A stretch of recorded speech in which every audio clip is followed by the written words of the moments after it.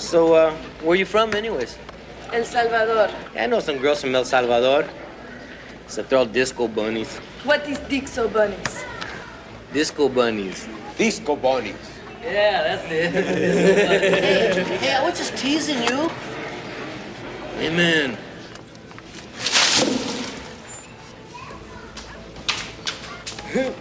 What's happening? Actress, writer, and director Kamala Lopez joins us today for an epic conversation. She played Dolores in Born in East LA. Super excited, guys. Let's do it.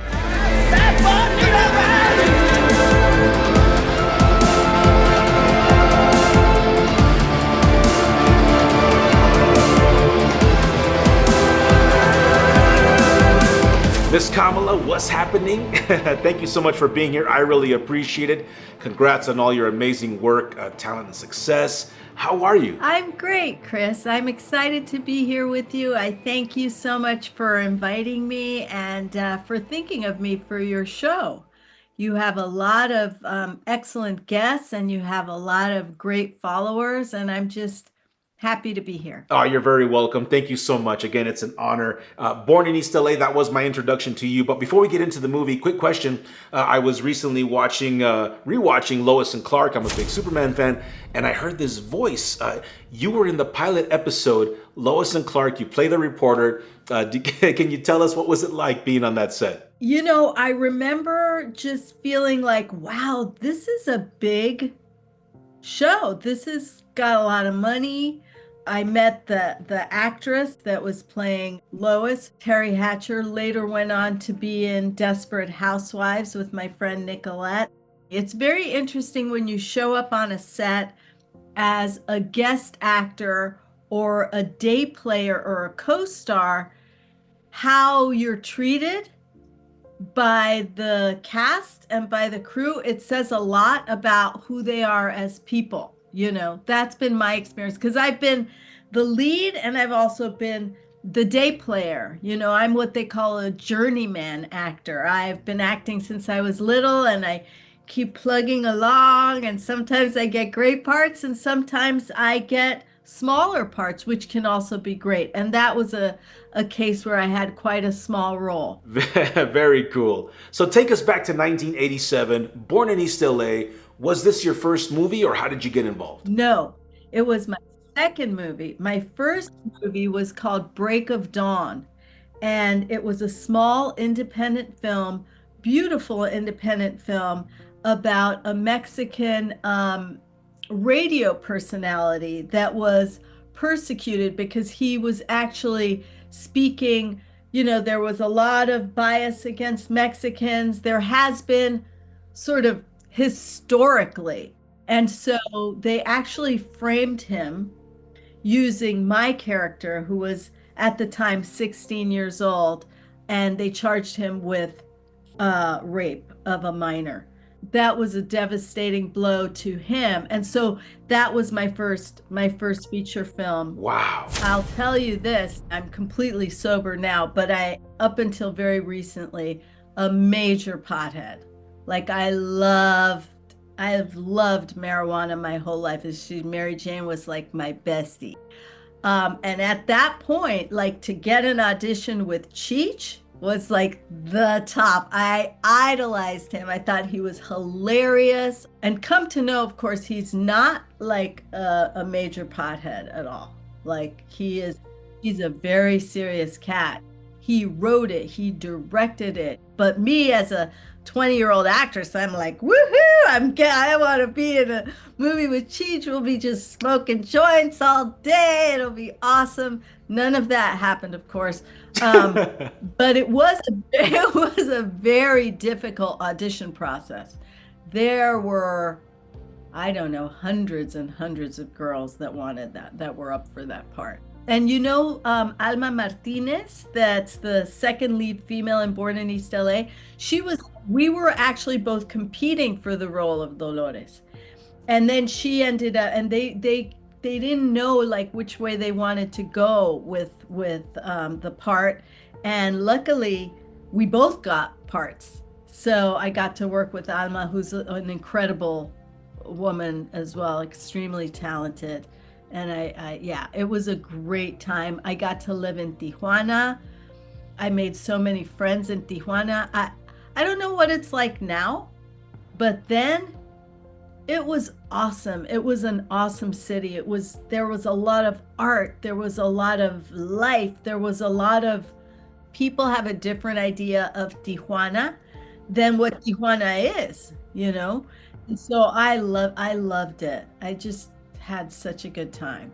There was a whole version of the film that's not in the film now. You know how we escaped from the manhole at the end? Right. That was part of a whole plot line that disappeared.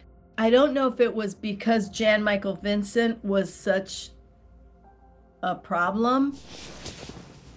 You're the one that got me.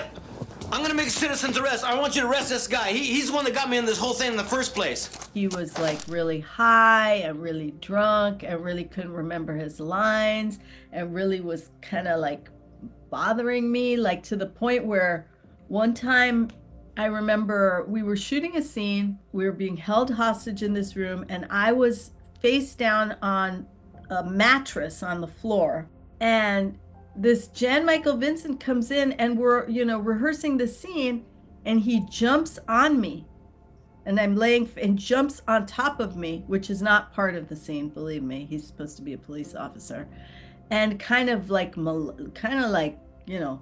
bothers me. It's not cool. And I jumped up and I was like, that's it. I'm not working with this guy. This guy is like out of control, and I'm not gonna do a scene. You need to like get this guy's shit in order right now. It was sad actually, because he was my idol. That's so crazy. Well, I'm glad you're okay. Hey, matón! Me asustaste, cabrón. The other thing I really remember is how hilarious Paul Rodriguez is. I know everybody knows he's funny, but I don't think people know how funny he actually is. I'm Rudy. Rudy, your cousin. Tu primo, Rudy. Rudy. I was wrong house? No. This is the right house. Go back to the house. Go on. Help! I've been deported! I'm in Tijuana! Javier!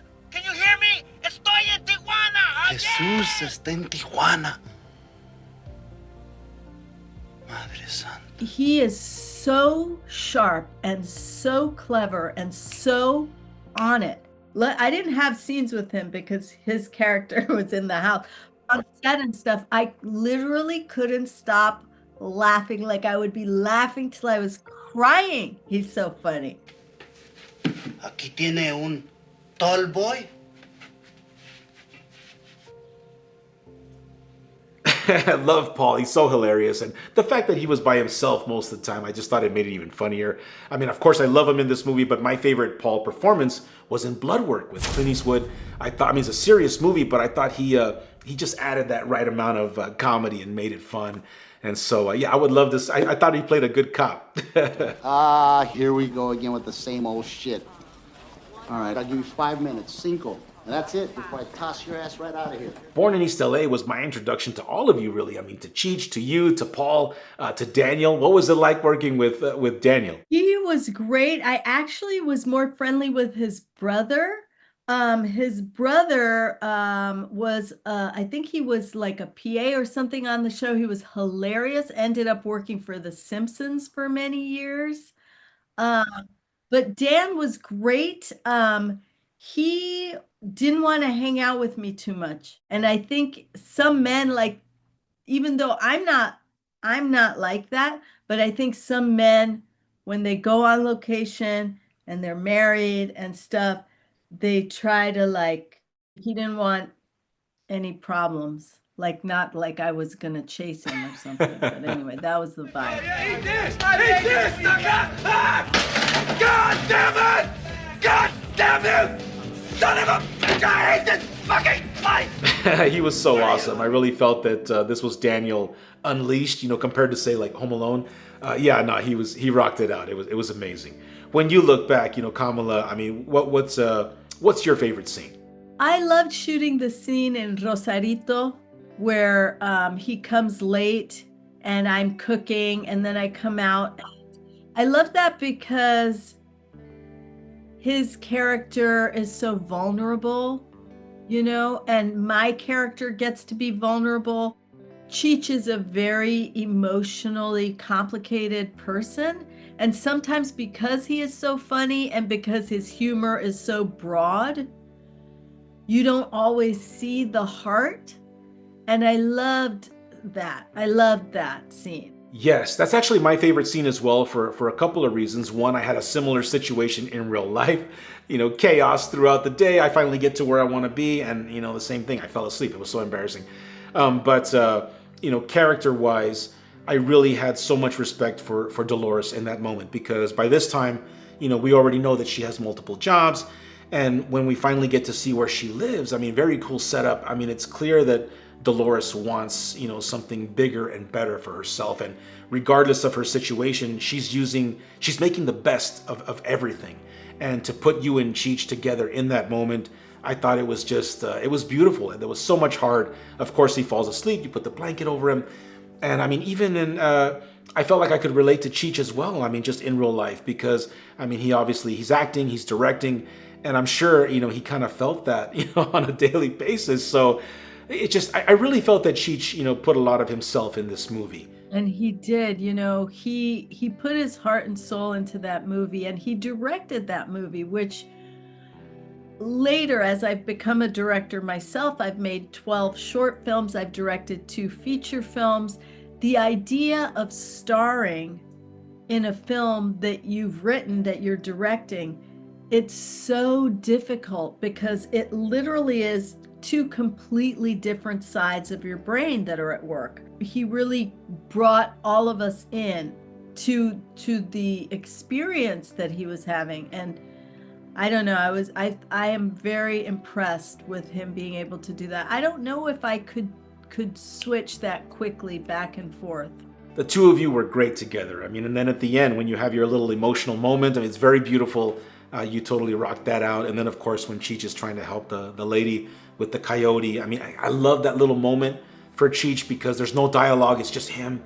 And it was a perfect moment. Beautiful. And by the way, that actress is fantastic. That actress in that small part, she's actually a Shakespearean theater actress here from LA. I think her name is Angela Moya. Yeah, we had some great actors. Diana Ortelli, that played the mother of the little boy with the oranges, is a brilliant. Oh my God, she was amazing. So much heart. All of you were amazing. And was there any talk of a sequel? I have wanted to do the sequel to Born in East LA for years, and Universal is refusing to let the property go, which I think is so uncool, because I talked to Paul about it, I talked to Cheech about it, it's such a shame. And we had these kind of agreements for a sequel. And the other thing that bothers me is, Cheech made that movie for very little money. I think the budget was $8 million at the time for a studio movie, which is a very low budget. And it has even initially made its money back more than double, almost triple. And then the longevity, the legs on this thing, I don't understand what the business argument is for not making a sequel. So if anybody's watching this show and you want to see the sequel, while we're all still above the earth here and able to do these parts, I had in my head that Cheech and I had kids and they were born in the United States and they were very super Americanized, but then they get one of their friends from school is DACA, and they end up being sent away and we can't find them. And I had this idea that Dolores became an attorney, then her kids are gone. So I had all these ideas. If you want to see a sequel to Born in East LA, contact Universal and tell them, what are you doing with this property? Let the creatives do what they want to do with it. If you're not going to do anything, at least let it go. Don't hold it and kill it. You know what I mean? That's what they've been doing for, I don't know how many years it is, we won't even say. Wow, that would have been so awesome to see. It's such a classic. I love this movie so much. Born in East LA. All of you are just legends. Congrats to you, to the entire cast. And speaking of legends, you've obviously worked with a lot of great people throughout your career, but you also got to work with the great Raul Juliá. I mean, can you tell us what that was like? What was it like working with Raul? He was a true actor, a true brilliant, incredibly well-trained classical actor. He was also very, very kind. And he was very ill at that time, but he didn't tell anybody. He had cancer. He only made one more movie after that, which was a movie he made for money for his family because he had kids and a wife. Right, Street Fighter. Yeah, and he knew he was making that for money. He knew, you know, when I talked to his widow, she knew, everybody knew like why he took that movie was because he wanted to leave them with some money. He's an absolute legend. Congrats again. I mean, Kamala, you're an actress, you're a writer, you're a director. What's the dream today? What are you working on? So I'm a little bifurcated, unfortunately, meaning that I am very excited about acting and my acting career, and I really, really want to do great roles in film and television, and I'm excited about that. But I am also very committed to equal rights for women and for all people. And when I'm not acting, I have to be speaking out, you know, I have to be speaking out for what I believe in. My documentary film, Equal Means Equal, is on Amazon, and it won a New York Times Critics Pick, and it won Michael Moore's Best U.S. Documentary the year it came out. And it's a very important film for people to watch so that they can understand the connection between leaving women out of the Constitution and all the things that happen to women, whether it's rape, sexual assault, unequal pay, pregnancy discrimination, all of those things are not in the punishments for those things are not enforced properly, which is why it happens. You know, they say that one of the most dangerous calls for a police officer to get is a domestic violence call because they could be murdered.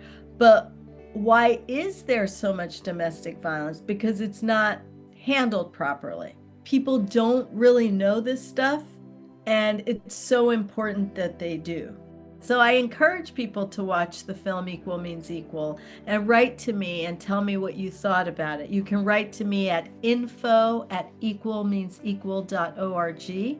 I'd love to hear from you. If you have a project that you think would be good to do and you're in production or pre-production, I'd love to read it. If you're experiencing something in the business and you want some advice, I'm happy to give it. Yeah. That's amazing. Congrats again. That's so awesome. I'll definitely check out the documentary. Miss Kamala, thank you so much for being here. I really appreciate it. Super congrats on all your incredible work, talent, and success. Thank you. Thank you, Chris. It's been a pleasure. Guys, thank you so much for watching. Rewatch Born in East LA. It's an epic movie, epic times, epic cast. I will have a link in the description for the trailer to Kamala's documentary. Check it out. Enjoy. Thank you for watching. Thank you for believing, and we'll see you soon. Cheers.